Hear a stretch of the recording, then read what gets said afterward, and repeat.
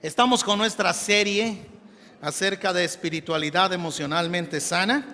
Entonces hoy nos toca un tema maravilloso, es retroceder para volver a avanzar. Si ustedes pueden ver ahí los temas, el tema que vimos hace unas 2 semanas era el problema de la espiritualidad emocionalmente enferma. Conócete a ti mismo para que puedas conocer a Dios, la vida de David. Hoy vamos a ver la vida de José, retroceder para poder avanzar, ¿sí?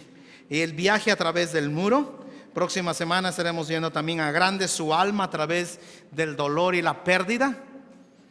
No sé si alguien puede ayudar con los slides arriba, ¿sí?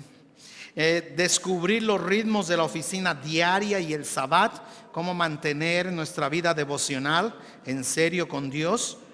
Crezca como un adulto emocionalmente maduro. Ese creo que es un desafío, porque podemos haber adultos emocionalmente inmaduros, gente que tiene 40, 50 años y todavía actuamos como adolescentes, ¿no es verdad?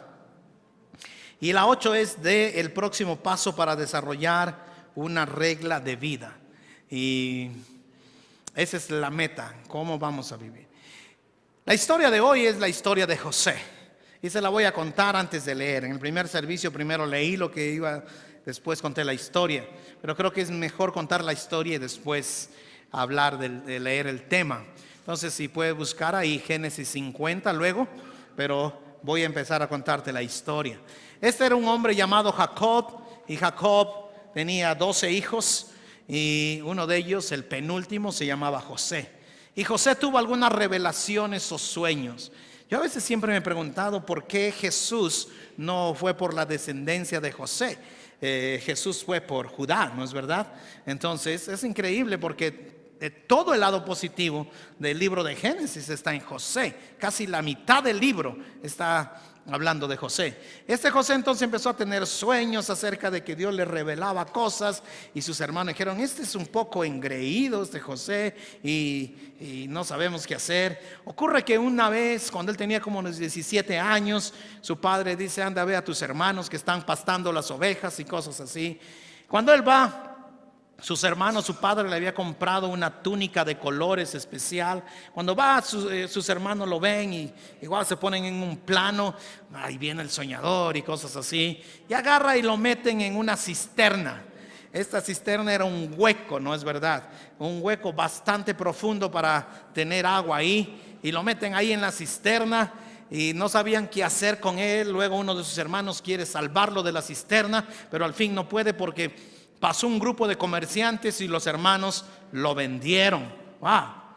Y luego de eso entonces llega a Egipto y lo negocian ahí. Va a caer en la casa de Potifar, un hombre muy importante dentro de la vida de Egipto. Y todo iba bien bajo la vida de José. Y entonces la esposa de Potifar pone los ojos en José, y José se niega en su integridad de ser fiel a Dios y todo eso. Pero al final la esposa, como se siente rechazada, lo manda a la prisión y está por 13 años en la prisión. Cuando está en la prisión, hay 2 empleados del faraón que tienen sueños y él los revela. Pero después el faraón tiene unos 2 sueños: las espigas gordas y flacas, y también las vacas gordas y flacas, y nadie puede revelar el sueño. Y ellos se recuerdan entonces ahí un poquito. Dice: ahí en la prisión hay un hebreo que nos dijo lo que iba a pasar exactamente en el sueño. Y lo llaman a José, y José dice: eso es lo que va a pasar con tu sueño acerca de las espigas y de las vacas. Y entonces lo saca el faraón y lo pone después del faraón. Era José. Y empieza el tiempo de abundancia y el tiempo de sequía, donde no había nada que comer. Y Egipto está aquí, y más arriba está Canaán, donde estaban sus hermanos. Y sus hermanos dicen: vamos a mandar para que comprar trigo y comida para nosotros. Y van sus hermanos allá, y José los ve. Cuando usted lee el libro de Génesis, la historia de José es emocionalmente conmovedora. Es increíble porque dice que cuando los vio sintió algo y él reconoció que eran sus hermanos y se metió a un cuarto más allá en el palacio y gritó y lloró. Dijo, aquí están mis hermanos, pero no se manifestó a ellos. Como al tercer viaje incluso pide a uno de sus hermanos, lo mete ahí, lo hace quedar y cosas así. Él se revela a sus hermanos y sus hermanos, wow, ¿cómo te hicimos esto? Él nos va a matar ahora. Pero ocurre que después trae a su padre, sus hermanos, sus sobrinos, y les da un lugar para que vivan ahí, pero el padre muere. Y cuando el padre muere, los hermanos tiemblan. Génesis capítulo 50, versículo 15. Esa es la historia de esta mañana. Y hemos llegado muy rápido a Génesis 50, verso 15. Al reflexionar sobre la muerte de su padre, los hermanos de José concluyeron, wow. Ellos, los hermanos, tuvieron un concilio, se sentaron, ¿qué va a pasar con nosotros? Concluyeron, tal vez José nos guarde rencor y ahora quiera vengarse de todo el mal que le hicimos. Tienen culpa y ahora él se va a vengar. Antes no nos hizo nada porque mi padre vivía. Por eso le mandaron a decir, antes de morir tu padre dejó estas instrucciones. Wow, siguen usando al padre. Eran unos manipuladores expertos, ¿no es verdad? Díganle a José, verso 17, que perdone por favor la terrible maldad que sus hermanos cometieron contra él. Así que, por favor, perdona la maldad de los siervos del Dios de tu padre. Cuando José escuchó estas palabras, se puso a llorar. José era un llorón, ¿no es verdad? No era un macho alfa, lloraba mucho, ¿no es verdad? Luego sus hermanos se presentaron ante José, se inclinaron delante de él y le dijeron, aquí nos tienes, somos tus esclavos. No tengan miedo, les contestó José. ¿Puedo acaso tomar el lugar de Dios? Es verdad que ustedes pensaron hacerme mal, pero Dios transformó ese mal en bien para lograr lo que hoy estamos viendo, salvar la vida de mucha gente. Así que no tengan miedo, yo cuidaré de ustedes y de sus hijos. Y así con el corazón en la mano, José los reconfortó. Wow. Dicen que todas las personas necesitamos por lo menos 5 áreas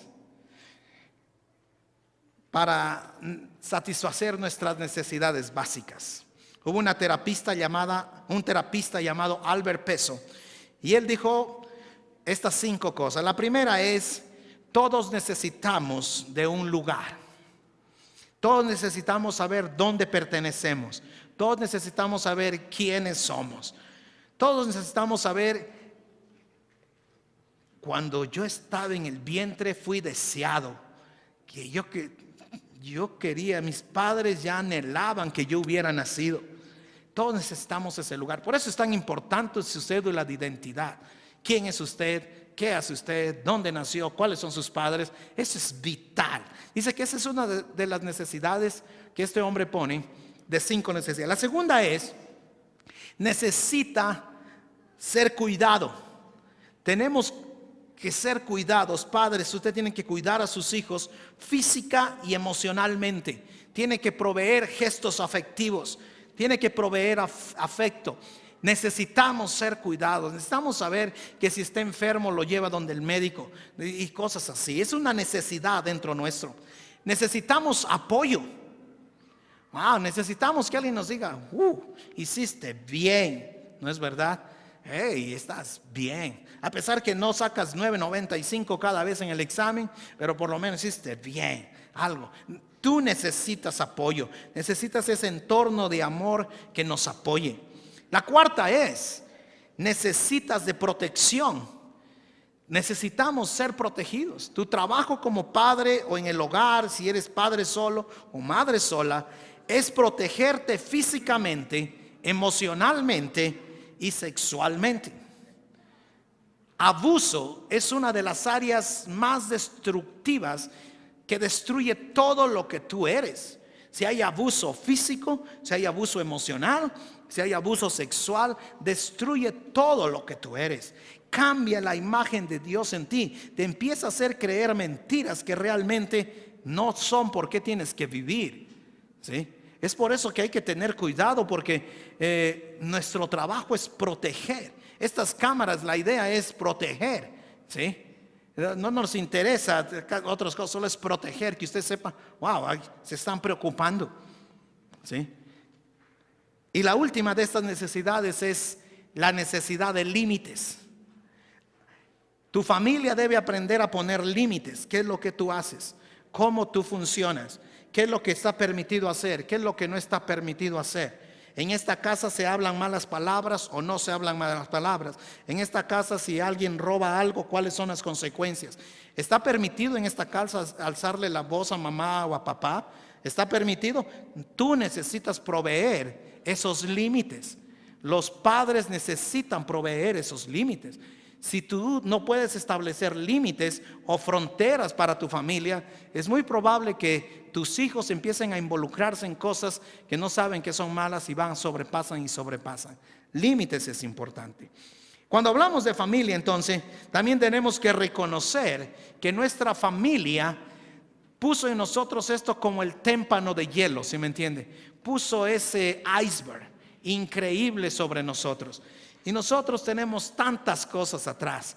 Por más que digamos que mi familia fue buena, siempre hay cosas que afectan a nuestra manera de ser.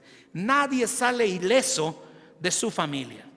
Todos somos afectados por nuestra familia. ¿Acaso cuando tú estás bajo presión, no empiezas a reaccionar como lo hizo tu familia? ¿Sí? Por eso es que necesitamos saber cuál es eso que está escondido ahí. ¿Cuál es la influencia de mi familia sobre mí mismo? ¿Sí? Ahora, en Cristo nosotros recibimos todo el perdón de nuestros pecados. Él nos perdona completamente. Paga en la cruz del Calvario todas nuestras culpas.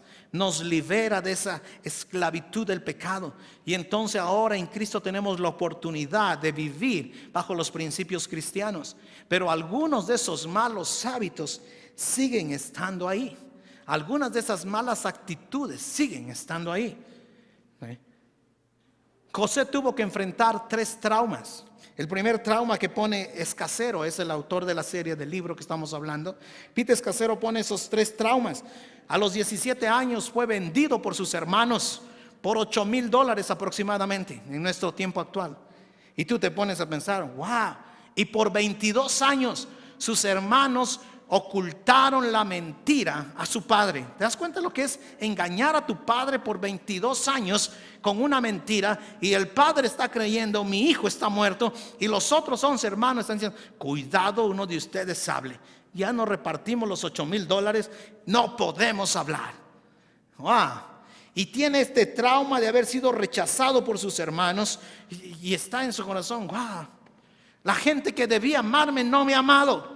La gente que debía cuidarme no me ha cuidado. Mis hermanos mayores debían haberme protegido y no me protegen. Y José empieza ese trauma. El segundo trauma que pone ahí es las pérdidas que experimentó José. Hay muchas pérdidas. Pérdida acerca de su familia. Perdió a su familia, perdió a su madre, perdió a su padre. ¿Por qué? Porque ahora es esclavo, fue vendido como esclavo. Perdió su cultura, perdió su idioma, perdió su libertad. Porque ahora es un esclavo, no es nadie. No tiene un ID que pueda decir, este es José, hijo de Jacob. Eres un esclavo más, eres un número más que está ahí.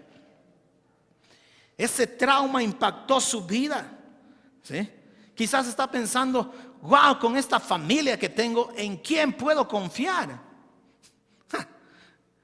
Si mis hermanos eran los que debían protegerme y ahora ellos me han defraudado, ¿en quién puedo confiar? No puedo confiar en nadie.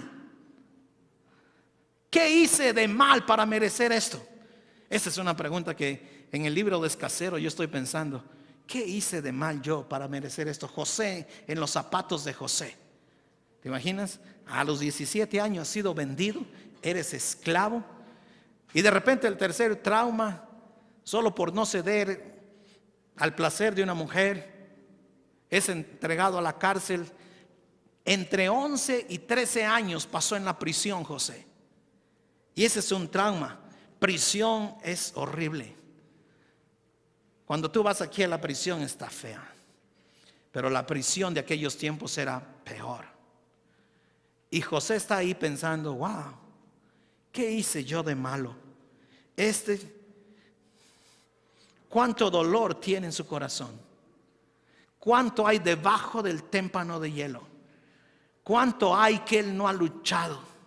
¿Cuánto hay que él no ha trabajado? ¿Cuánto hay que está ahí, que quizás lo va a agarrar cualquier rato?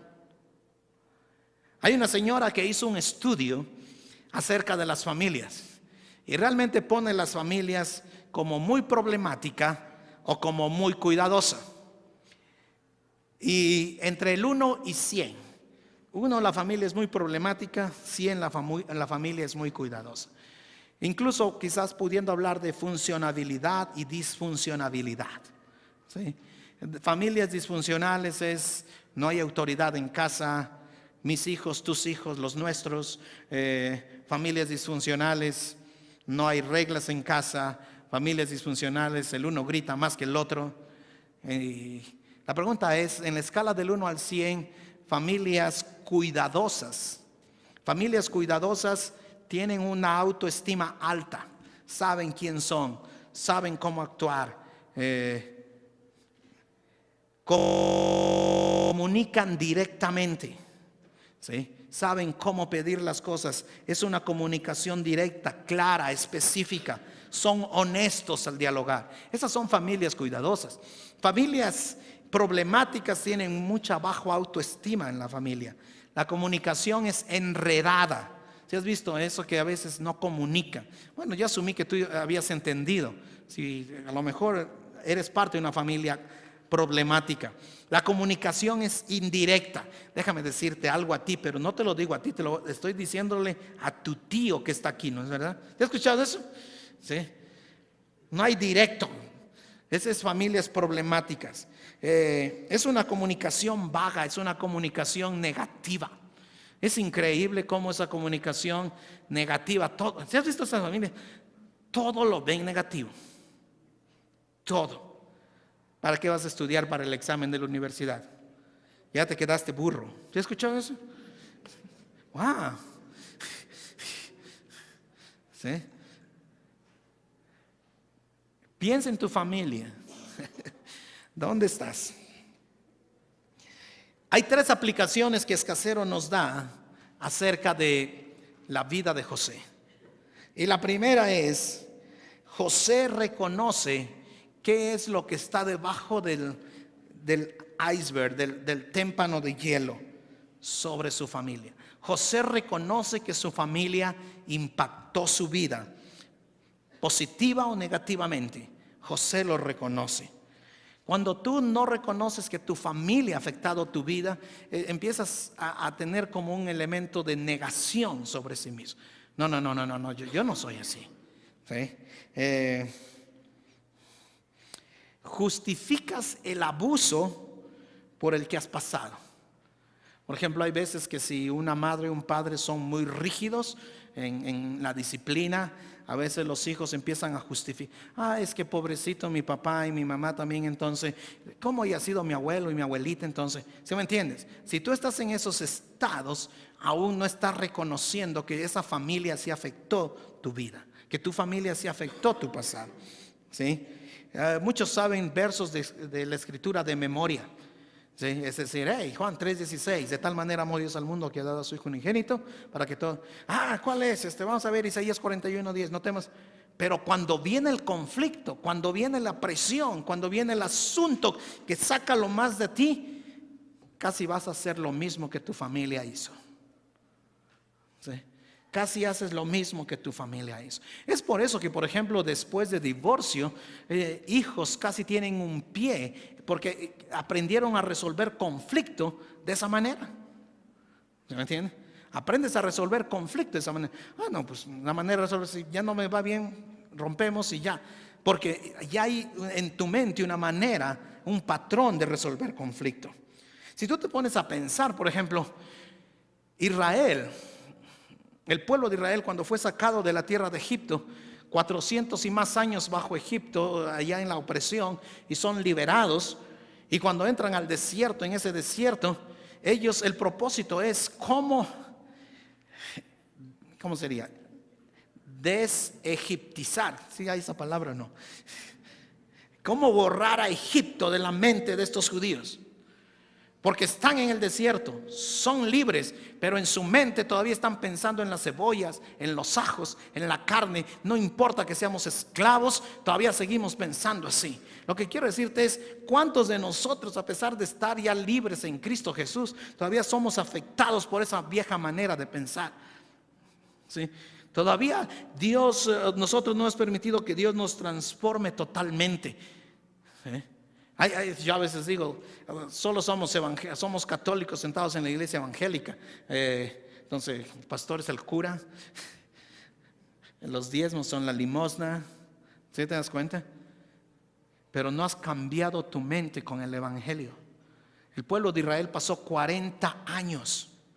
Porque si sigues haciendo los mismos pecados que hacías antes, no has entendido el evangelio. No has entendido, no has dejado que el poder de Dios transforme tu vida. Y podemos ver, el pueblo de Israel estuvo 40 años en el desierto. Moisés es un ejemplo claro de eso. La vida de Moisés tiene 3 etapas: 40 años viviendo como hijo de Faraón, 40 años en el desierto y 40 años librando al pueblo. Y si tú puedes ver la vida de Moisés, cuando estaba joven, él sabía que tenía y que corría sangre hebrea por su cuerpo, y de repente vio que un egipcio mataba a un hebreo, ¿no es verdad? Y se enojó tanto que mató ¿a quién? Al egipcio. Y luego de eso, cuando ya estuvo en el desierto, ¿no es cierto?, con el pueblo, después de 40 años en el desierto, ahora ya liberó al pueblo, sube a la montaña para estar con Dios, y Dios le da las tablas de la ley. La única persona que ha recibido un libro escrito de la mano y del dedo de Dios, ¿quién es? Moisés, ¿no es verdad? Y Moisés baja con las tablas de la ley, y cuando ve que el pueblo está ahí adorando el becerro abajo, se llena de coraje. ¿Y qué hace con las tablas de la ley? Las rompe. Y Dios le dice: la próxima vez, Moisés, tú las escribes. Y pasa el tiempo y está en el desierto, y Dios le dice que tienes que golpear la roca una vez. Y Moisés se enoja y la golpea 2 veces con enojo. Y Dios le dice: no vas a entrar a la tierra prometida. ¿Qué es lo que está diciendo? Muchas cosas de ese témpano de hielo que están ahí vienen con nosotros, y a veces no queremos reconocer que Dios necesita cambiarlas, y no nos damos cuenta, y esos hábitos siguen ahí. Incluso nuestra familia, hay un gráfico ahí que Escacero lo llama un genograma. ¿Qué es un genograma? Mira, si tú puedes ver este genograma, haz un genograma de tu familia. El punto amarillo es José, y es la esposa de José. Mira, José, al primer hijo se llama Manasés, y Manasés significa hacer olvidar. Wow. ¿Qué quiere olvidar José? Todavía no ha visto a sus hermanos. Y José dice: ¿qué quiere olvidar? ¿No es verdad? El segundo hijo se llama Efraín, que significa fructífero en tierra de sufrimiento. ¿Acaso él no es el gobernador? ¿Acaso él no es el segundo después del faraón? Pero si tú empiezas a ver desde ahí, empiezas a ver todos los hermanitos de José: Rubencito, Simeoncito, Levicito, Judacito, Isacarcito, Zebuloncito, ¿no es cierto? Todos ellos ahí. Pero ¿qué había en esa familia? El padre tuvo 2 mujeres, ¿no es verdad?, que fueron hermanas en sí mismo. La una era Lea y la otra Raquel, ¿no es verdad? Y tuvo 2 concubinas. Y hubo mentiras, hubo rivalidad entre hermanos, hubo favoritismo. Y cuando tú ves más arriba, el papá de Jacob, también Isaac y Rebeca, hubo mentiras, había problemas entre Jacob y Esaú, ¿te acuerdas? Y todo eso, rivalidad entre hermanos, favoritismo, matrimonios insalubres. Si tú sigues subiendo y encuentras a Abraham, Abraham, que tuvo dos hijos, Ismael y Isaac, ¿no es verdad? Agar y Sara. Después de tú hacer, él le llama genograma. ¿Cuántos en tu familia, tíos, hermanos, abuelos, están en alcoholismo? ¿Cuántos en tu familia hay divorcios? ¿Cuántos en tu familia ha habido abuso o machismo dentro del hogar? Y puedes seguir subiendo, ¿no es verdad? Este es diferente. No significa que tú en Cristo no eres libre, pero ten cuidado porque ese paquete te puede afectar. Porque ese paquete está ahí. ¿Cuántas mujeres hace 30, 20 años, no sé si hasta hoy, siguen justificando infidelidad de los esposos? Y prefiere ser la esposa de alguien que ha sido infiel. Y has permitido ese tipo de abuso en tu vida. Este genograma no es algo muy sencillo. Te va a tocar muchas cosas adentro. ¿Cómo respondía mi madre a mi padre? ¿Cómo trataba a mi padre a mi madre? Afecta el genograma, ¿no es verdad? Pero las familias tienen algunos mandamientos. Y vamos a hablar de los mandamientos de las familias. Los 10 mandamientos de la familia. Dice dinero. Muchas familias creen que dinero es la mejor fuente de seguridad. Si haces dinero, dime cuánto tienes, eso eres. ¿Sí me entienden? Hay otros que conflicto. Evitar el conflicto a cualquier costo. No importa, miéntele para que no se enoje. ¿Sí has escuchado eso? Miente. Ya después vemos cómo la arreglamos, pero tú miente y evitas conflicto. ¿Cuántos sexo en familias no se habla de eso? Y los jóvenes aprenden, o las señoritas aprenden de la pornografía o de lo que les enseñan afuera, en vez de que tú los instruyas correctamente. ¿Cuántos dolor y pérdida creen que la tristeza es una señal de debilidad? Hay que estar alegres, hombre, no importa. Mal tiempo, pero es que tengo enojo, no importa. ¿Sí escuchado eso? Vas donde el doctor y te da una mala noticia, vas a estar triste. ¿Sí? Tu hijo, tu hija se van a casar, vas a estar triste. No te vas a ir con ellos, pero vas a estar triste. ¿Sí? Dolor y pérdida. Pero hay otros más. Expresa enojo. Enojarse es malo, ¿no es cierto? Yo te voy a decir por qué tienes que enojarte. Enójate por pecado. Si a ti saber en las noticias todos esos micro distribuidores de droga y no tienes coraje contra ese pecado de la sociedad, algo está mal en ti. Si tú no tienes coraje por tantos prostíbulos que se siguen abriendo ahí y tantas señoritas que son utilizadas bajo la trata de blancas, oprimidas y explotadas, algo está mal en ti. Quizás no eres cristiano, porque eso debe traerte coraje.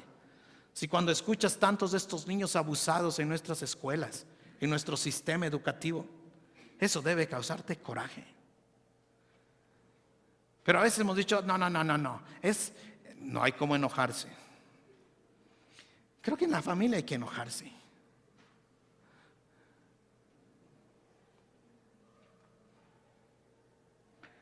Si tú ves que tu papá pega a tu mamá, no solo enójate, llama al 911, que se lo vengan a llevar a ese abusador.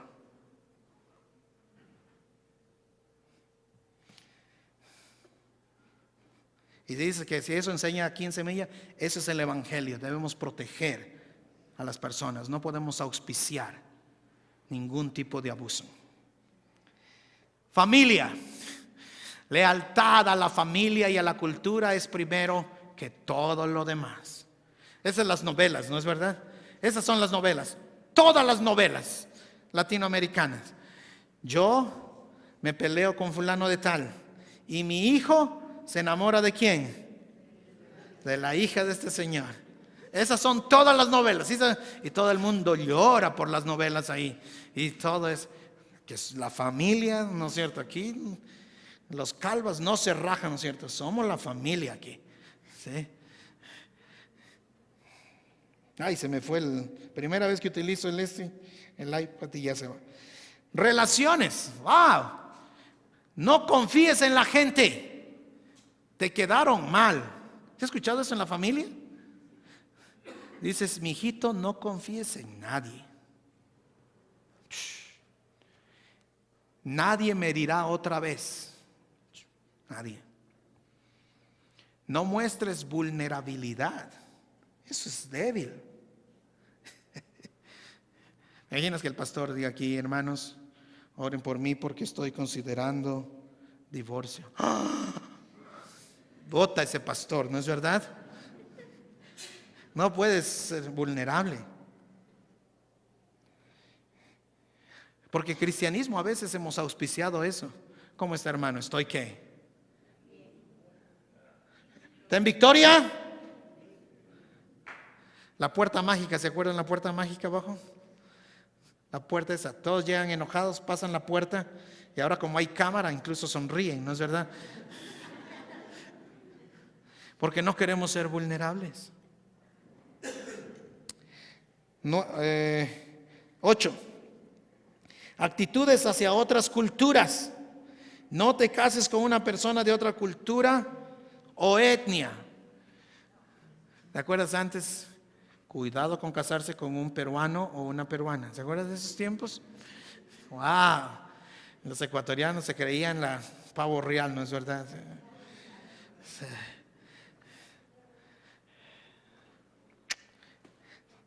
Éxito es hacer mucho dinero.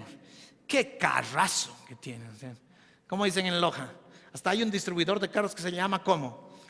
Carrazo, ¿no es cierto? ¡Qué carrazo! Aunque no tengas para la gasolina, qué carrazo, ¿no? Aunque he salido premiado en todos los puestos de la ciudad, pero qué carrazo. Porque mucho dinero implica, wow. Es mentira.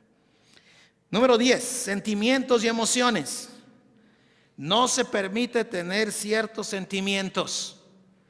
Los hombres no lloramos. Pobre José, ¿no es cierto que está en la Biblia? Los hombres no lloramos. Párate. Los hombres no lloramos. O yo te voy a hacer que no llores. ¿Has escuchado eso? No lloramos. Tus sentimientos no son importantes. Es que yo quiero estudiar esta carrera, no me importa. Tú vas a hacer esto. Es que a mí no me gusta, no me importa. Tú, ya cuando crezcas me vas a agradecer, ¿no es verdad?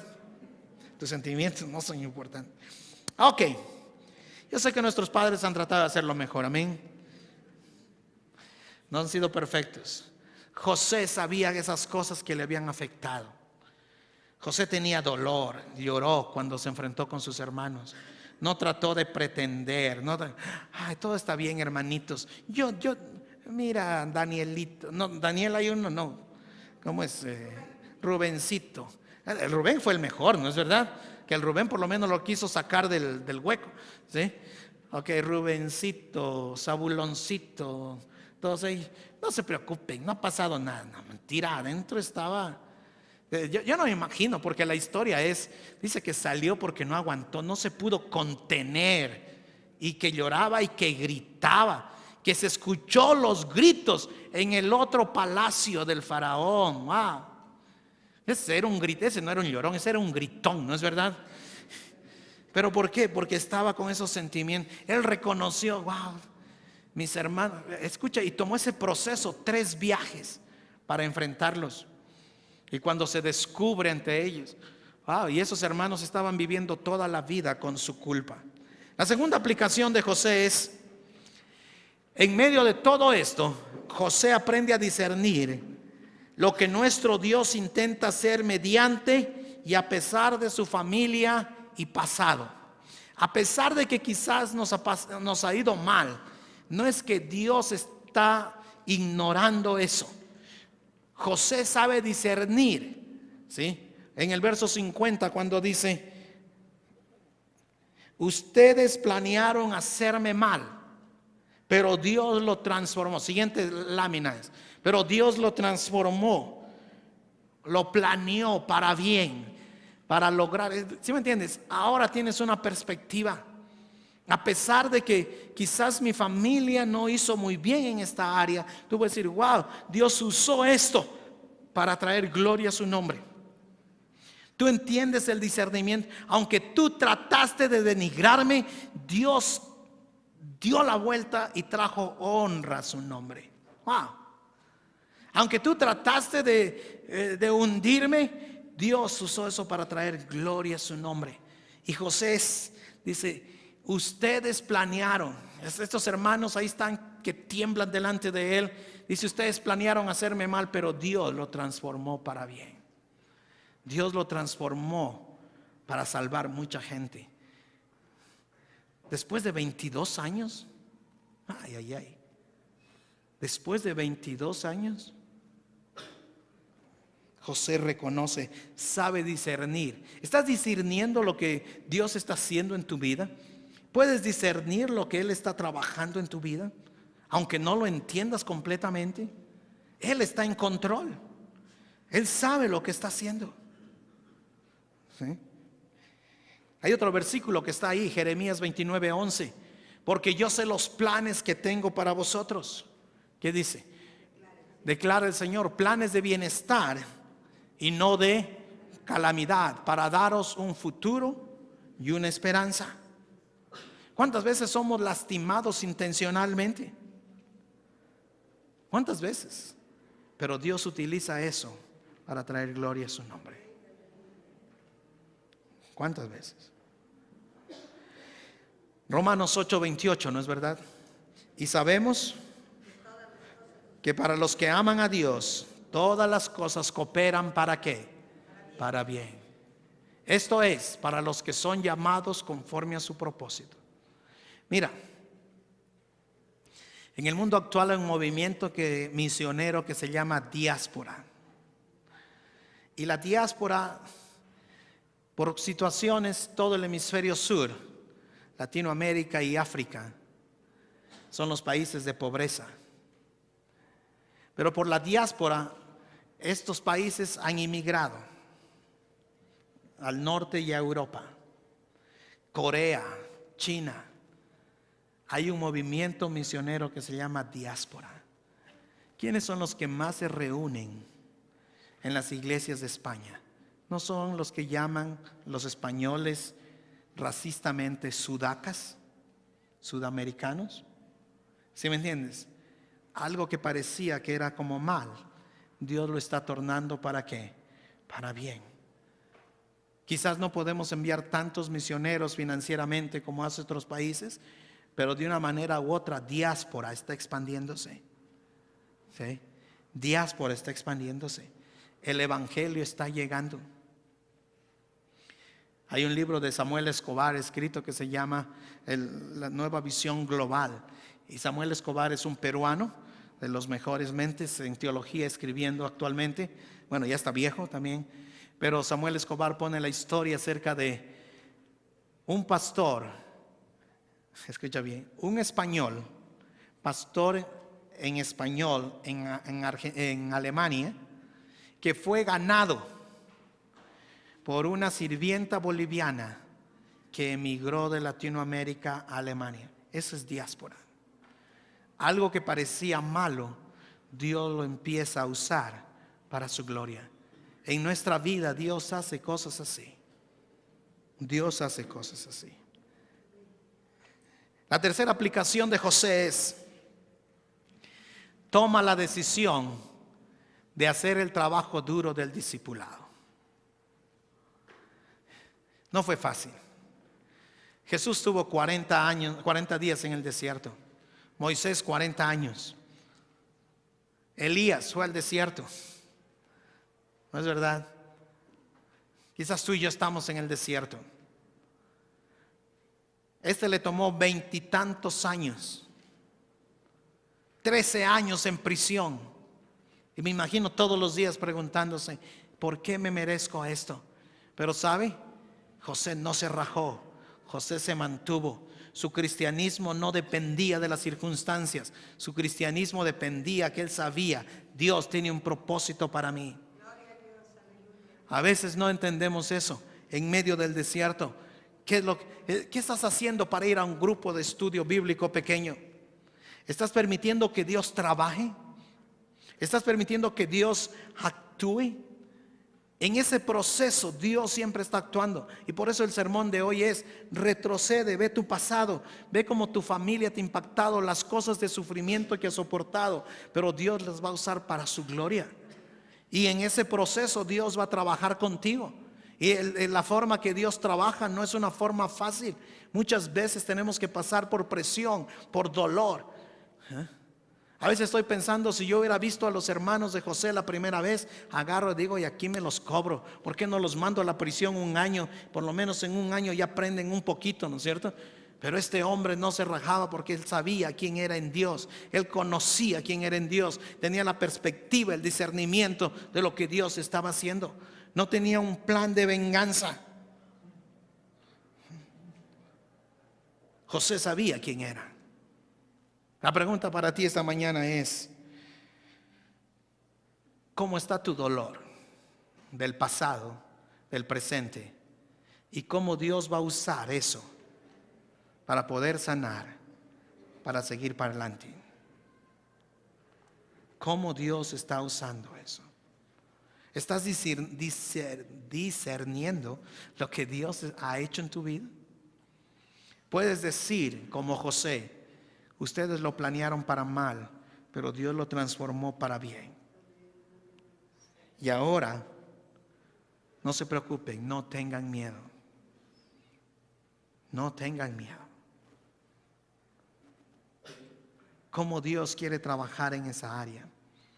Quizás hay alguien en nuestra vida que nos desgració la vida.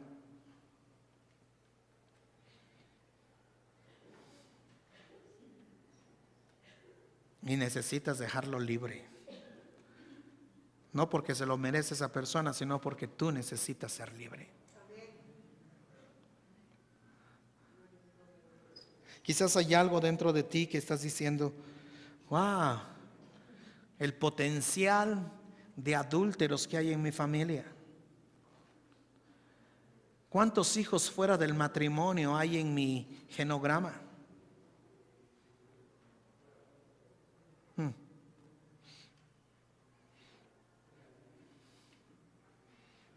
¿Cuántos porcentajes de drogas y alcohol existen alrededor? ¿Cuántos divorcios o infidelidad hay? Es decir, Dios, venimos a ti porque queremos entregarnos a ti. Y me da temor, pero puedes hacer la diferencia. Amén.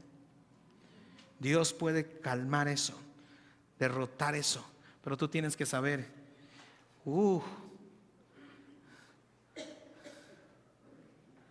¿qué voy a hacer? Tienes que retroceder para poder proyectarte. Tienes que buscar atrás, decir,